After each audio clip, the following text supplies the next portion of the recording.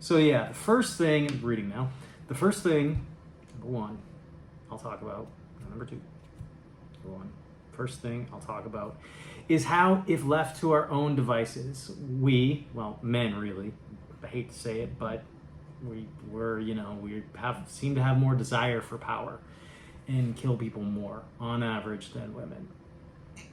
We'll become a murderer basically 100% of the time and show almost no sense of remorse. This is incorrect. I wrote this is not right. Not everybody who is a dictator would do that. I think it's only like half would do it frequently, quarter would do it as much as they could, and like 75% of us, 25% of us wouldn't do it, 10% would abhor the idea. But I wrote that, and I wonder why I wrote that. Maybe because 100% of the time, if we do, all of us have sins, so no, that doesn't make any sense. I would make sure nobody got killed on my watch. Anyways, and that's another general belief in the world that I could not disagree more with. From the totality of my experience, it's the opposite. When we do something horrible to someone else, we always blame the victim. And this is true. If you thought it was bad, you wouldn't have done it in the first place. All the people who commit these crimes, or you see on these YouTube videos now, their apologies are hilarious because they're non-apologies. They don't get it. And I could talk forever about this. Soho Karen, it's just, I'm fascinated by, because that's someone who clearly is on the huge end of the spectrum, and it's fascinating to see what they do and what they look for, and you can, again, predict with quality. Anyways, moving on, I can talk about that for an hour. Let's see. It is common knowledge that it is traumatic to take a life. I do not believe this in the slightest. Again, yeah, these people who kill people, they sleep fine the next day. Yeah, otherwise, you wouldn't have done it in the first place. But that is another topic, and I digress, which I frequently do. This is what I'm writing. So I'm reading now. So my basic premise is that if left without consequences, 99+% of us, I put in brackets men, will become killing machines. How many examples do I need to show to prove this? And if this is true, what does that say us about a species? Yeah, I can prove this in 100,000, in 100 or 1,000 or thousands of different ways. Just unlimited. History is a vault of every situation, every time. If there's enough people and enough power vacuum, people get killed. Governments, the rise of the new world, like everything, like genocide is, once you get to that level, it's just ends justify the means, and that's killing millions of innocent people. There are, I could give thousands of examples of human history. All right, yeah. So that's premise is provable. So how many examples, and if this is true, what does this say about us as a species? You're wrong if we think we're good. I think everyone's basically good. I hear that all the time. Nope. Everybody is basically themselves, and if given the chance, they will kill other people. We cannot be good if that is the case. All right, I can say 1,000 examples of that, but I'll just keep going. First things first, the lovely fact that we are basically dormant killing machines, only taking the right situation to unleash us. I'll talk about dictators, then weird hiccups in history where societal norms went out the window, and guess what? Each and every one of these people became murderers and rapists, and how, if these exact circumstances happen again, the exact actions will happen again, and I believe history bears me out. Again, I could, like, war, every situation where you put soldiers in a situation where they don't get in trouble for killing the enemy, they'll rape and kill the enemy village. Good people, your friends, my friends. So again, if all it takes for us to turn into murderers is opportunity, then we are murderers. That's basically it. That's basically the premise. That's basically everything. Okay.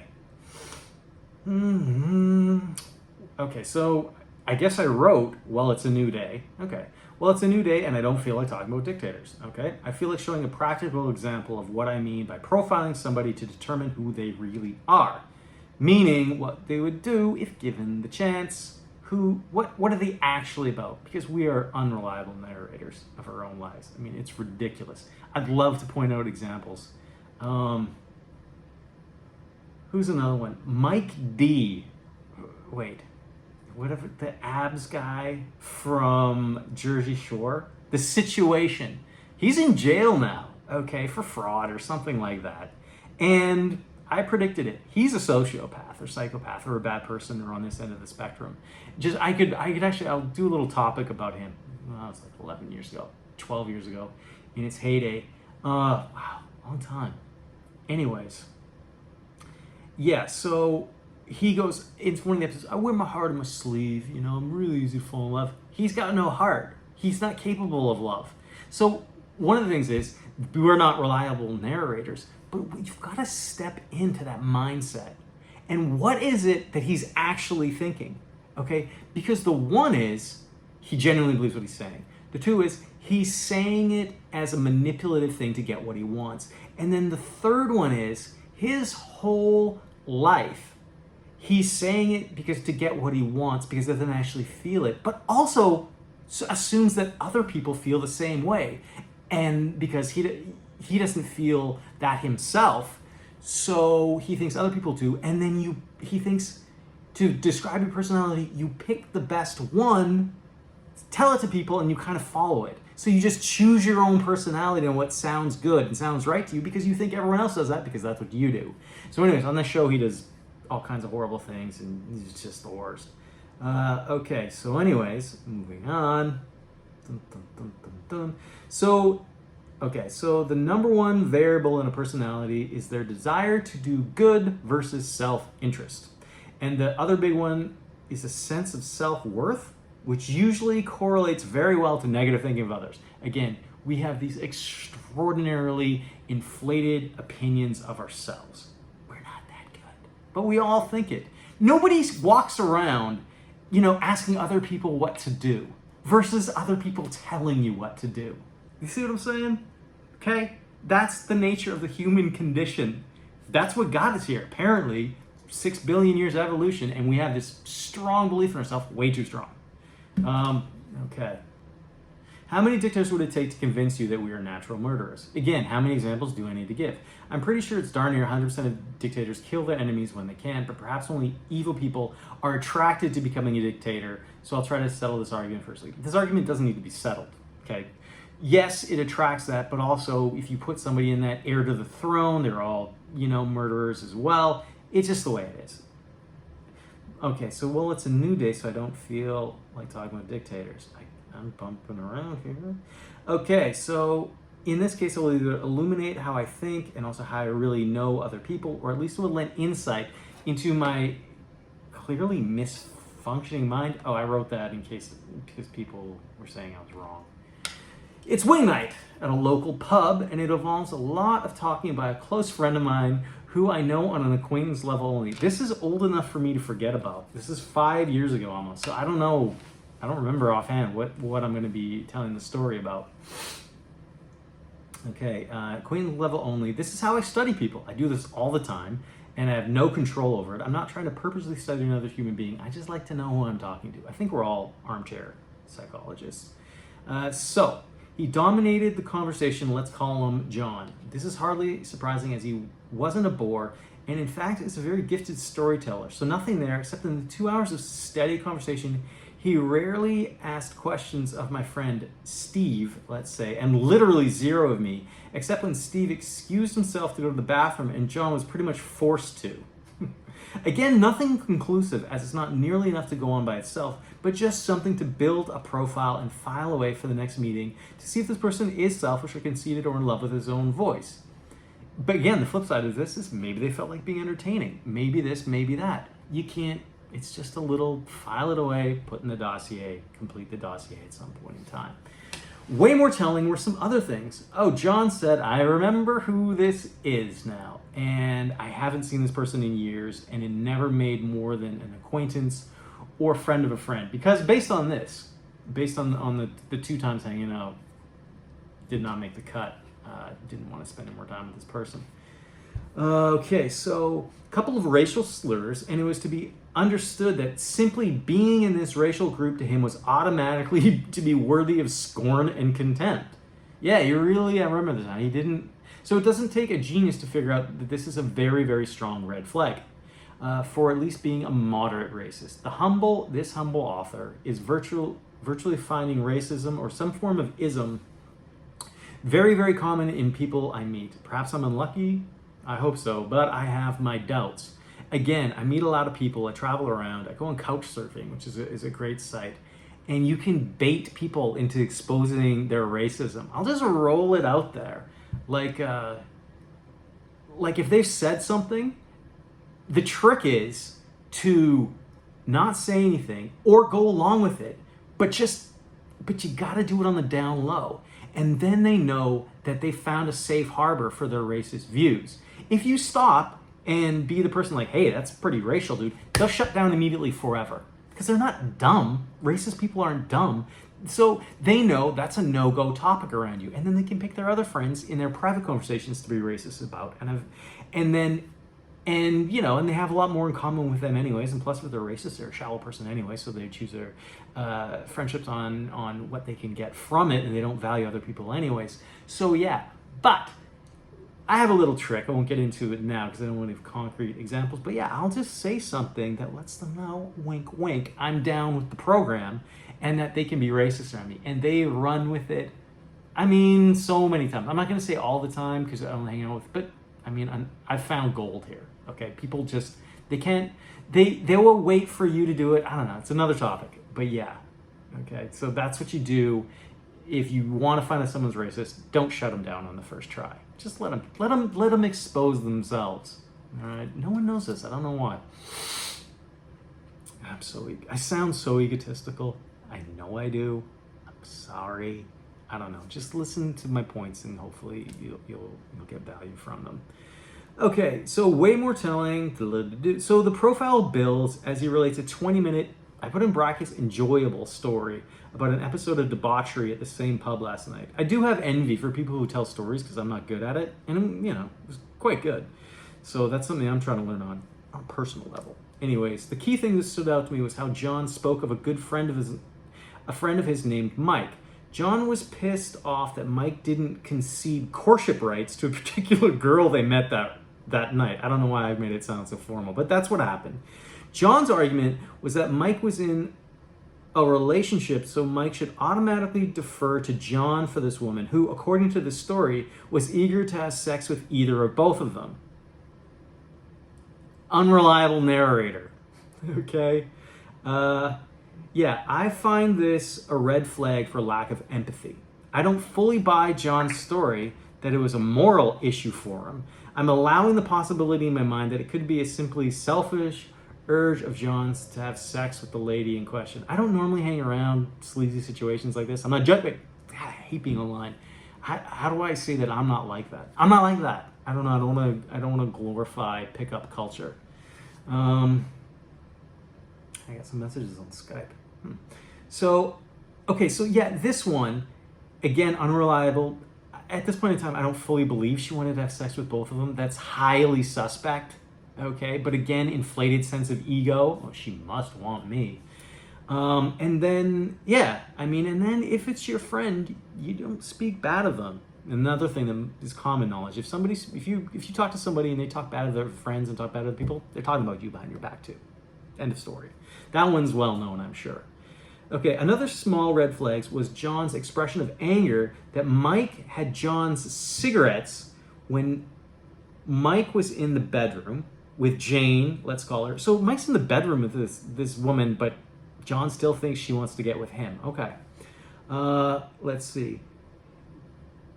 John said to Mike, "You better get outside with my cigarettes or I'm going to punch you in the face."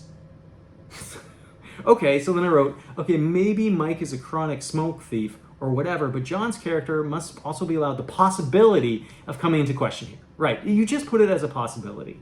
Okay, so I'm reading again. So these were two negative expressions of a close friend of John's, and John did not go out of his way to praise Mike in any way through the course of the evening. Again, not conclusive of anything, but possibly selfish with a high ego, which is diluted self-worth.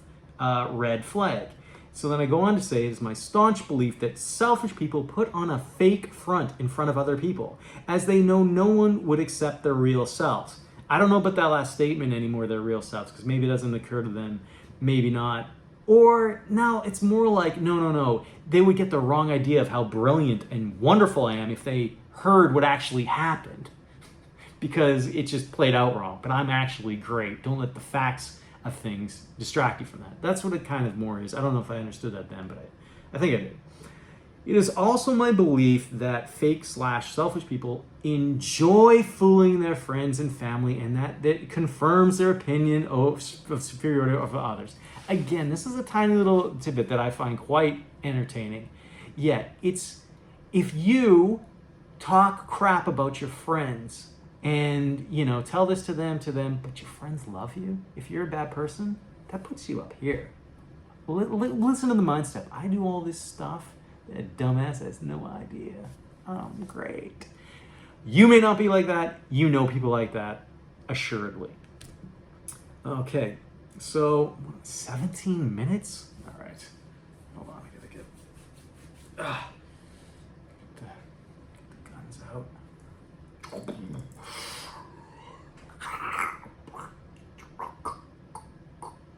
Keep that in, Yana. It's science. Okay. What was I gonna say? I'm trying to get my angle here. Again, keep this in. It's good stuff. Okay. Moving on. I'm new to the camera, so I'm trying to find my angle because it's Instagram culture or whatever. All right. So, but John said another series of remarks which I found extraordinarily telling of who John possibly really is. This is a lot for one night. Do other people out there, do you do this? I'm sure you do. Right? Like people always analyze what's really going on, I'm sure. Yeah. It's one thing to know that John told a story about a friend in a negative light. That can happen innocently often enough. But how about John talks about his next door neighbor, a person who by John's admission is nice enough and he rarely talks to. This neighbor's only crime is being the husband of a woman John fancies. John said multiple insults of his neighbor's physical appearance, like he was ugly, big, head full of hair, and his ugly, weird face and stuff like that. But I'm almost, in brackets, not quite, not yet, sure that John is as nice as pie to his neighbor's face. Again, very strong evidence of a bad personality. The old two-faced. But what two-faced people also do is they'll roll in an insult. They'll roll in an insult to their friends because they want their friends down here. Because in their minds, they're up here, so they keep their friends down there. This is the friend that goes, the toxic friend. Oh, Ryan, don't you really know this about yourself? But really, you're like this. And the good person's like, I know I'm not, but they're my friends, so I won't do it. But in that person's mind, they've put their friend down as they need to do. This is so common. Anyways, moving on. A conclusion cannot be made yet from this, but it's getting close, and I bet it'll only take a few more conversations to close the loose ends, whatever they may be. Yeah, and if memory serves, I don't know if I've talked to this person. I think one more time, and it was enough. I was right about it. As for John's description of his neighbor is possible, John was just entertaining his audience, or there could be other reasons as well. Again, you don't want to read too much into this stuff. Okay, so I'm almost, I can power through this, even though I'm at the 20-minute mark. Another point of my interest was his musing about his ex-wife who had left him. It is, again, my opinion that it is a moderate red flag when a woman would rather be alone than spend another minute with her husband. Yeah, it's a moderate one because the wife could be bad, okay? But if it ain't, the husband's very, very bad because on average, nice women with nice husbands don't leave them. I mean, I don't know if I'm going to get in trouble for that, but it's true. It's a flag for one, the other, or both. Just a flag, but it's a moderate one. Okay. Again, I qualified in my writing too. Again, this only begins the profile and starts the personality conflict conversation. Nowhere near finishes it. But it is slightly telling that John's wife didn't catch John cheating or wasn't having an affair herself. She just chose to leave him. That's a huge red flag. I mean, Yeah, it's a huge red flag. I don't know why this isn't more well known. I guess when you realize that not all people are good, and that the person talking to you who says bad about others may be bad himself. Again, the fault could entirely rest on John's wife and who she is as a person. He also didn't grant his wife a divorce, even though she wanted it, and expressed that marriage for himself was forever, and that his wife left too early when she should have stuck around to work things out. Again, could be true, or there's a possibility that John himself could be the problem. There are many other things that I noted that for brevity's sake I won't relay here. That's a lot to notice in the conversation. But again, it was a couple hours and I do that all the time. But do other people do what I do? Are we all armchair psychiatrists? It's weird how I write and then I'll say that, like right here. Sit up straight. Okay. I think we are. Do you do this too? Another thing he said, he was contemplating life when a different woman he was pursuing turned out to be a lesbian. That's a soft shade at homosexuality. Why would you need to contemplate life for someone's sexuality? You don't need to do any of that unless, you hate gay people. Okay, so this guy's batting, and this is a normal conversation that you can have with anybody ever. All right, and you think, oh, this is horrible. No, this is people. And you may also believe these things, and that's why birds of a feather stick together, and racists are friends with other racists a lot of the time. Okay, so he said this remark in such a way that if he knew I was in agreement of gay people, that he would have gone on a lot further in judgment of the woman. Yeah, I probably didn't voice anything, but I think I might have said like, oh wow, that's a lot to say, or something like that. I don't know, maybe it just came out. It is also my opinion that so many people throw out semi-racist, homophobic-ist remarks, and they either proceed if they find an agreeing argument, or they drop the issue forever for self-preservation's sake. Dead true. So it's been an hour writing this. I'm going to take a break. This is what I wrote, but did I even continue it? Human beings. No, the next one is different. So that's all that there is today. Lots to think about, I'm sure. Flexing for the thumbnail. Flexing, put the shoulders in the right position. Flexing. Keep this in, it's good. All right, so that's it for today. Why am I doing this to my editor? All right, that's it for today.